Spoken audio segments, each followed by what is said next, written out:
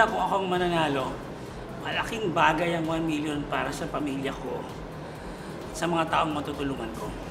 Gusto ko siyang ibahagi sa isang foundation na tumutulong sa mahihirap na bata. And the rest, gusto kong enhance at i-upgrade yung level of creativity ko sa pagiging laserman. Tatagdag ko po sa iyo. For school ko po. I-invest ko po sa business. Pambili ng phone. Unang-una ko pong gagawin sa aking mapapanalunan ay tutulungan ko ang mga kapwa food delivery rider ko. Sila po kasi yung unang gusto ko po talaga tulungan. Yung iba naman, para din sa family. At siguro, may business. Mag-iipon ako. Pambayad ng kuryente.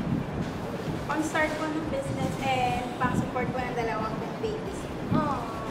Savings for master's degree. Yay! Ako po, I will invest as well.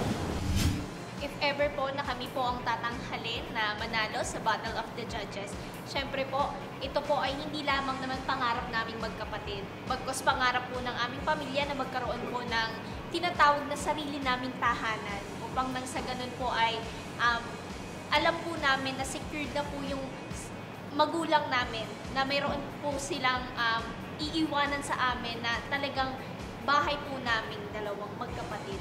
Yung matitira po is gagawin po namin siya sa maliit na negosyo para patuloy po yung pag-ikot po ng 1 million, hindi po naaksaya yung perang na panalunan namin. Gagamitin ko po yung 1 million para pambili po ng lupa para kanilang mama at daddy para hindi na po sila mamroblema. Ito para sa mga anak ko, para sa pag-aaral nila, tapos para sa makatulong ako sa magulang ko. Kasi yung magulang ko, nag-iisa na lang, tatay ko na lang. Wala na akong mama. Ititreat ko po si Tito Boy for dinner at buong staff and crew na tumulong sa akin para manalo. Ako po for my Lola's medicines. Ako po invest sa business na may isip ko. Yeah. Sa akin po panggawa ng ilong tsaka ng ngipin.